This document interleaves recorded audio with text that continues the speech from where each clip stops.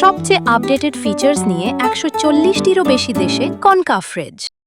আজকে প্রথম প্রহরে আমার বাচ্চা হয়েছে, ছেলে বাবু। আমি অনেক খুশি। বছরের প্রথম দিন হয়েছে, আমি অনেক খুশি। পয়লা বৈশাখ আমার নাতি হয়েছে, তখন আমরা অনেক খুশি। তখন মনে হয় যে বলে আমরা একটা আনন্দ খুশি, আর নাতিরে আমরা অনেক লেখাপড়া করে ডাক্তার করে আমরা উৎসাহ। আমি অনেক হ্যাপি, আমার প্রথম বাগিনা।